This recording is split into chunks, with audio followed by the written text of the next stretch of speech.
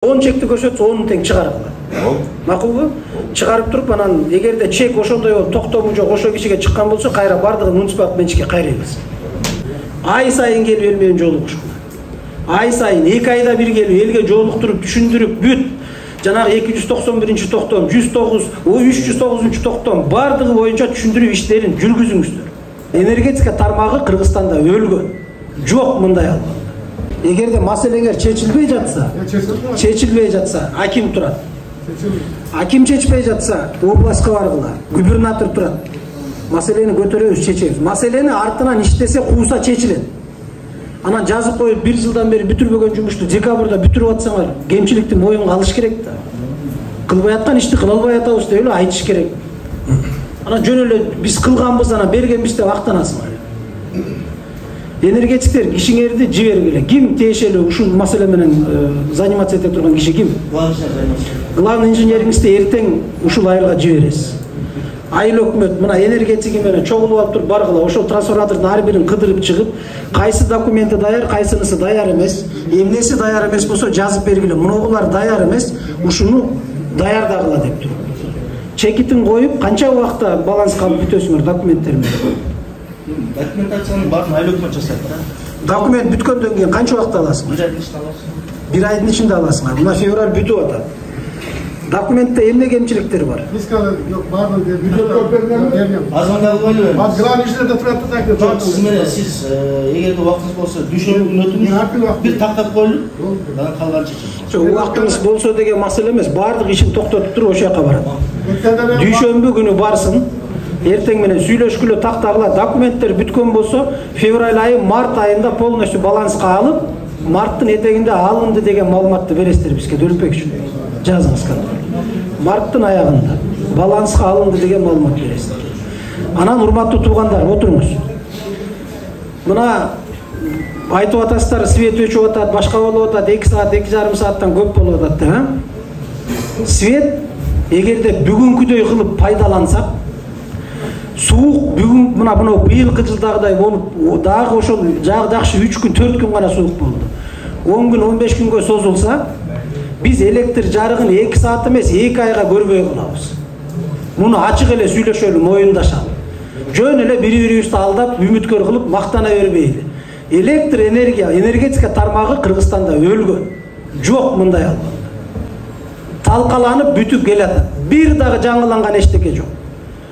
Эптеп чогулткан акчаны алып келип, эскини жамап келип атабыз. Мына болбосо ачыгын айтсын жок деп. Бир дагы жаңы нерсе жок. Эскини жамап келип атабыз. Ошон үчүн президентибиз айтып атат. 0,77 тыйын менен мындан ары электр энергиясы болбойт. Болбойт. Көтөрүшүбүз керек. Болгон көтөргөнү 23 тыйынга көтөрүп атат. Мына 2 саат, 2,5 саатка ыйлап атабыз. Кудай жанагындай бөөдө кырсык жамандыгынан сактасын. Турциядагы окуяны көрдүңүздөр, эмне гана болгон жок. Адамдар урандынын алдында жатат 8 күн, 9 күн деп. Жарыгы жок, суусу жок, тамагы жок, эч нерсеси жок. Бирок бейажал чымын өлбөйт дейт, элде жакшы сөз бар. Алла ажал бербесе, мына бүгүн чыкты 9 күндөн кийин урандынын алдында калган адам тирүү чыкты. 100 машина болгон да, туурабы? Бүгүн 1000 деп машина чыгып кетти. Жолдор тарып атат, башка болуп атат. Ошол сыяктуу эле электр энергиясы деп. Союздун убагында тиги 3000 кишиге, 3 миллион кишиге ылайыкталса, бүгүн Кыргызстанда 6 миллион киши болду. Демек өсүп атат. Ошого жараша электр тармагы дагы өсүш керек эле. Тилекке каршы эл өстү, энергетика тармагы калып калды. Себеби ошондой жемкорлор иштеди энергетика тармагында. Жеди, элдин ырыскысын жеп тоноп ичишти ушул кезге чейин. Ошонун натыйжасында мына бүгүн кыйынчылыкты биз тартып атабыз. Эми азыр ошо кыйынчылыктан чыгышыбыз керек. Калайбызбы, калабайбызбы, бул турмуш чындыгы ушундай. Ошол кыйынчылыктан чыгышыбыз керек. Чыгыш үчүн сиздердин ар бириңиздердин колдооңуздар керек. Ар бириңиздердин түшүнүүңүздөр, жардамыңыздар керек. Ошондо анан чыгабыз. Түшүндүрүү иштери мына энергетика тармагы. Кайсыл гана тармак болбосун, райондук бийлик эл менен келип жолугушууларды дейсеттик Дөлөпбек.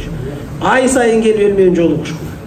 Ай сайын 2 айда бир келип элге жолуктуруп, түшүндүрүп бүт жанагы 291 токтом, 109, 309 токтом бардыгы боюнча түшүндүрүү иштерин жүргүзүңүздөр.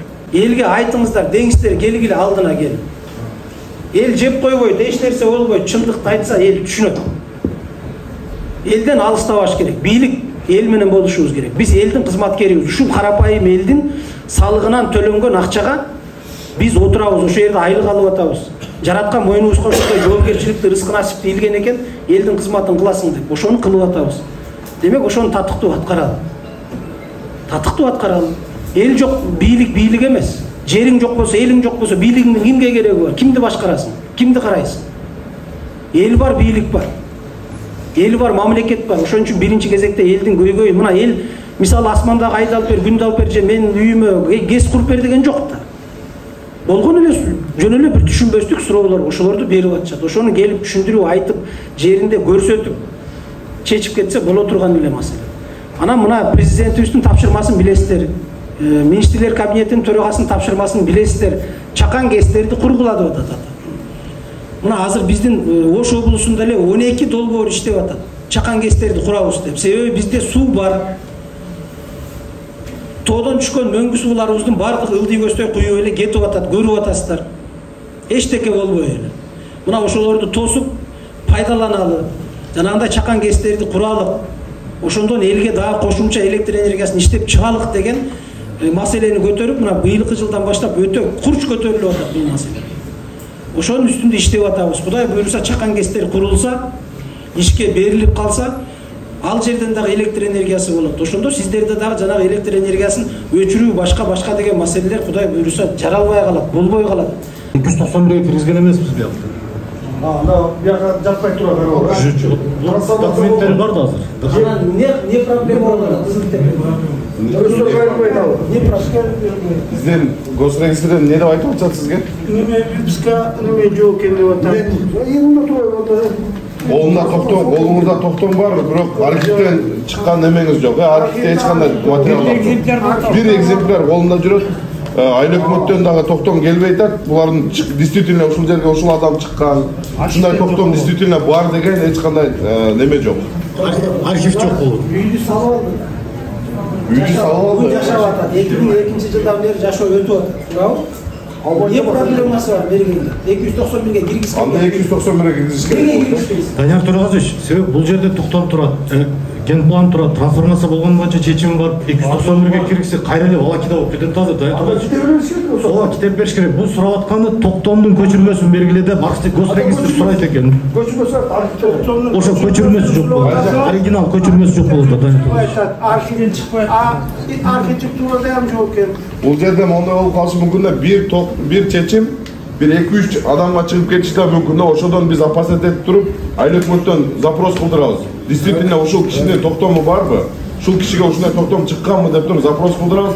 Анын аркасынан эч кандай неме келбей атат. Айыл өкмөт ошол токтомду бере албай атат.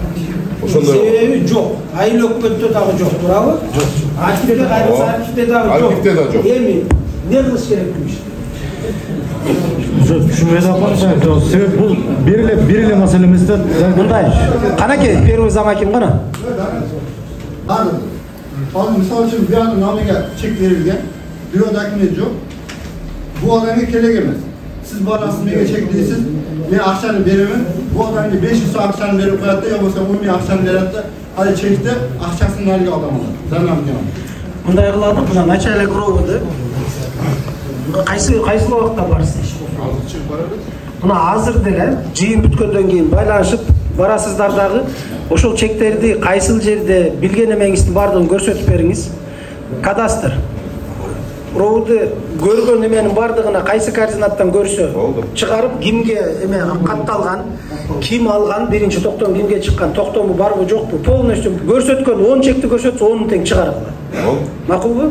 Чыгарып туруп анан эгерде чек ошондой болуп токтому жок, ошол кишиге чыккан болсо, кайра бардыгын муниципалдык менчикке кайрайбыз. Кайра алабыз артынан. Бүтүрөт мынакей азыр эмедиңиз. Андан кийин мындай кылалы. Угуп туруңуз. Мына Алиянаров айыл өкмөтүн бу жигит көрсөтөт. Tepe Korгонду көрсөтөм, мен билем дегендер болсо чыккыла. Азыр мына бу киши менен чогуу кайрылгыла. Теpe Korгонду да көрсөтүп бергиле, мыногу чек деп. Биз текшертебиз, бүт бардыгын. Ал маселе эмес, 5 мүнөттө текшерилет. Жийинде көтөрүлгөн маселелер. Сүйлөштүкпү? Көрсөтүп бергиле. Анан немени? Кана ким Мойдунов беле Анвар? Так, мындай кыласыз. Ошо көчөсү маалада Канча? 24 кожолуктун бүт тийиштүү документин алгыла дагы 291ге киргизесиңер. Буларда эмне күнөө үй салып жашап атса, мыйзам турат. Президент ушуга окшогон адамдарды мыйзамдаштырып бергиле деп атпайт. Силер болсо каяктагы бир тиги сугат жерлердин бардыгын эптеп чекке бере албай оора болуп жүрөсүңөр. Бергиле ушулардын эмесин. 24 документ болсун. Мындай кылабыз. Уксаңыздар, 24 чегиңиздер кожолук, 24 кожолук. Кайрыласыздар. 24 кожолугуңуздарды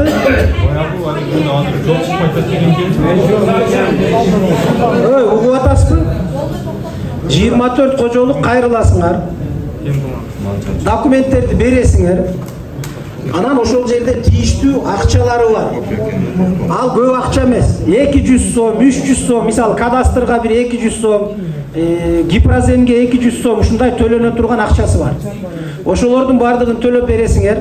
Комиссияга коюлат дагы силердин үйүңөр мыйзамдаштырылып берилет. Президенттин жарлыгы, жер мунапысы жөнүндө жарлыгынын негизинде быйыл кызыл китеп аласыздар. Мен сөз берем сиздерге. Аласыздар. Акча түштү эсепке. Мына каналдарды тазалап башташты. Азыр. Эми сиздердин ичүүчү сууңуздар боюнча мына 2023-жылы долбоорго киргизебиз деп мына сөз берип атат. Максат жаз. Таза суу, Tepe Korgon. 2023-жылы долбоор бүтөт. Долбоор бүтүп курулушу башталат. Эгерде мына ата биз дагы келебиз. Бүгүн келип эле анан качып кетип башка күнү келбей койбойбуз. Мен дагы келем, көп келем, мына Кудай насип кылса көп жолугабыз. Келгенде дагы сурайбыз. Эмне болду, эмне бүттү, кандай болуп атат. Эгер бүтпөсө, аким айыл өкмөт башы менен жооп берет. Мына мен алдыңыздарга келем, турам, эч жака качпайм. Сүйлөштүкпү? Бүтүрөбүз. Долбоор бүтөт быйыл. Долбоор бүтөт быйыл буюрса. Жазыңыз. Өзүмөн кой. Аксакалдар, эми мындай 5те айтып атканбыз, Ошону жасай турган. Билбей атасыздар. Ал сиздердин милдетиңиздер. Билип, энергетиктерге кайрылып, реске барып, айланайын, рестин башчысы, менин айылымда 1800 метр жерге зым тарткан жатам. Мен эмне кылышым керек? Тендерге коеюн деп атам, порталга кандай кылып коем? Канча сомго коюшум керек десеңиздер, түшүндүрүп айтып берет. Анан ошонун баарын киргизесиздер дагы, элде дагы мындай көйгөй болбойт, жаралбайт. Жергиликтүү эле бийлик иштеп бергилечи болду. Болду, башка маселе жок. Сиздерден көп нерсе сурабайбыз. Айыл башчы боюнча сүйлөшөбүз ал боюнча.